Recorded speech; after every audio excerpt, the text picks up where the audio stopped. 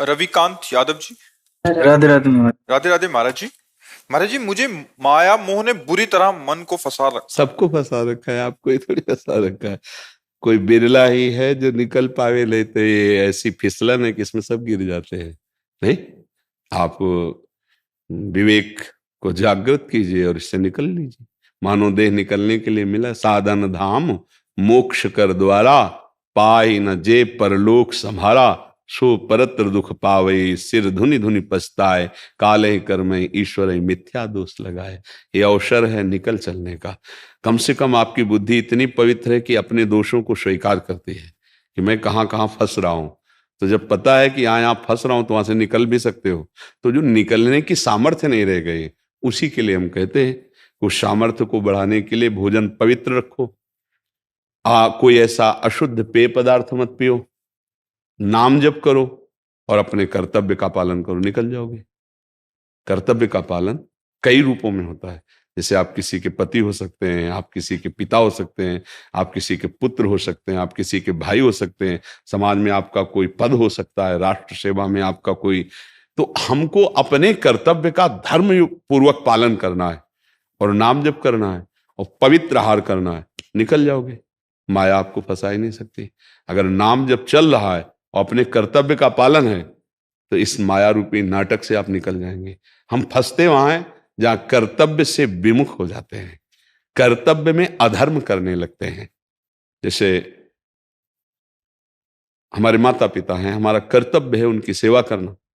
वो वृद्ध हो गए, वो कटुवचन बोलते हैं, वो ऐसा कुछ जो हमारे अनुकूल होना चाहिए नहीं करते। अब हमको उनकी अनुकूलता ना देखकर कि हमारे प्रति कैसा व्यवहार करते हैं, हमें अपने कर्तव्य का पालन करना है। पत्नी है, वो अनुकूल व्यवहार नहीं करती है पर भ्रष्ट आचरण भी नहीं करती, हमारे स्वभाव के अनुकूल नहीं है पर भ्रष्ट आचरण नहीं करती, तो आजीवन हमें निर्वाह करना है। हमारा कर्तव्य क्या है?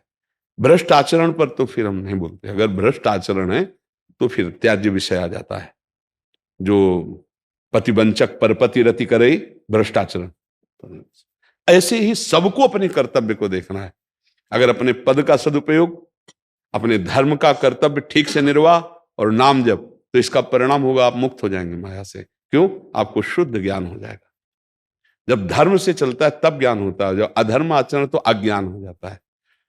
जैसे दुर्योधन जब भगवान संधि के लिए गए तो कह रहा था ऐसा मत समझिए कि मुझे धर्म का ज्ञान नहीं, जानामि धर्मम न च में प्रवृत्ति, मैं धर्म जानता हूं लेकिन मेरी रुचि नहीं, मेरी रुचि अधर्म में है। इसलिए आप लाख उपाय कर लीजिए, मेरी समझ में नहीं आएगा और मैं सुई की नोक भर भी आपको जमीन देने वाला नहीं, 5 गांव तो बात जाने दो। तभी युद्ध निश्चय हुआ था। वो कह रहा है जानामि धर्मम न च में प्रवृत्ति, मेरी प्रवृत्ति नहीं है। बस बहुत ज्ञान है सबको, नहीं ज्ञान है कि ये गलत है, नहीं करना चाहिए, इतना तो ज्ञान सबको है, लेकिन वही हम कर रहे हैं। हाँ, इसका मतलब हम बलहीन हो चुके हैं। कौन सा बल? अध्यात्म बल। वो अध्यात्म बल आता है जिसे आप सत्संग सुने तो आपको देखो पकड़ में आया ना कि माया में फंस रहा हूं। अब अगर नाम जप करेंगे ना तो आपके अंदर बल आएगा, आप एक एक को क्रॉस कर लेंगे, एक एक को लांग जाएंगे, काम को, क्रोध को, लोभ को, मोह को, मद को, मत्सर को। यही माया के पार्षद हैं जो हमें फिसलाकर, कमजोर करके बंधन में बांध लेते। अब लगता है इनके बिना मैं जी नहीं सकता, नहीं लगता? आप देखो, आप अविनाशी हैं, भगवत स्वरूप हैं, लेकिन देह भाव को प्राप्त हो गए ऐसे कि अब मैं इसके बिना नहीं जी सकता। एक नहीं, सैकड़ों बातें ऐसी हैं जिनके बिना हम नहीं जी सकते। आ गया मन में ना, यही बंधन है, इसी का नाम बंधन है। बस नाम जप करो, अपने कर्तव्य का पालन करो, सत्संग सुनते रहो, निकल जाओगे। दूसरा कोई उपाय नहीं। जैसे कहा जाता है ना, दान पुण्य सब है, हमारी आस्था इस पर नहीं। आप उदाहरण में देखिए, महाराज नृग चरित्र पढ़ के देखिएगा, लाखों गौवें स्वर्ण से अभिषिक्त करके सजा के रोज बांटते थे, कभी भजन नहीं हुआ। एक अपराध ऐसा बन गया कि सारे पुण्य दब गए, गिरगिट बन करके कुएं में पड़े थे। मतलब पुण्य आदि कोई खास बात नहीं। जैसे पाप है तो लोहे की जंजीर है, पुण्य है तो सोने की जंजीर है। खास बात है कर्तव्य का पालन और नाम जप, पक्का समझ लीजिए। ये हम पूरे शास्त्रों के सार बात कर रहे हैं। मामनुस्मर युद्ध च, युद्ध माने कर्तव्य, और मामनुस्मर मेरा स्मरण, बस विजयी भव, कोई परास्त नहीं कर सकता। हम अपने कर्तव्य से चूक जाते हैं, अपने धर्म से चूक जाते हो, भगवान का विस्मरण कर देते, माया तो फंसा ही लेगी। फंसे फंसाए नाम जप कीजिए और अपने कर्तव्य का पालन कीजिए। आज कर्तव्य का कोई भी अर्थ नहीं समझ पा रहा है। बहू है, घर में आई है, वो अपने कर्तव्य को नहीं समझ पा रही।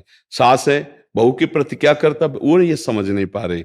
पत्नी पति के प्रति, पति पत्नी के प्रति।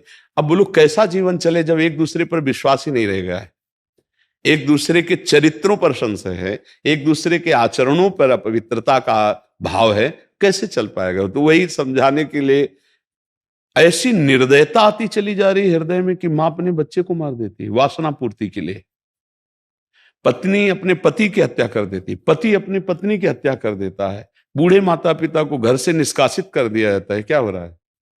दुर्गति। ये दुर्गति का कारण नहीं।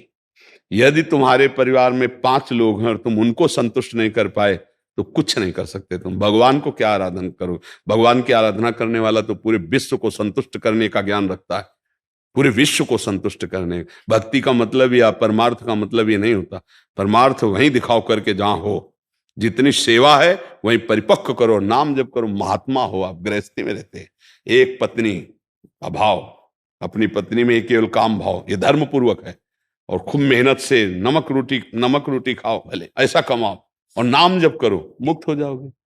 अब रबड़ी रसगुल्ला के लिए बेईमानी करोगे, घूस लोगे या धर्माचरण करोगे तो नरक जाओगे। ले ये धर्म से चलो तो सब काम बन जाए, धर्म से नहीं चला जाएगा तो बात नहीं बनेगी। और धर्म क्या है इतना ज्यादा पढ़ने की जरूरत नहीं, सबको पता है।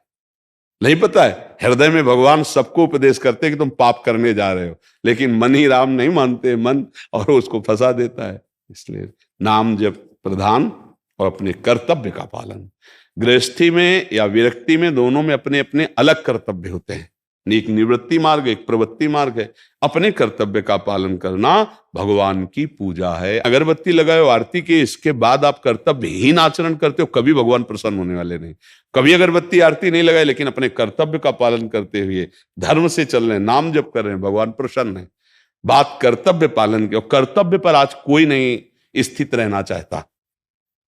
प्रायः अपने कर्तव्य से चूक होती चली जाती है। और अगर अपने कर्तव्य का पालन, तो यही भगवत प्राप्ति के योग्य बना देगा।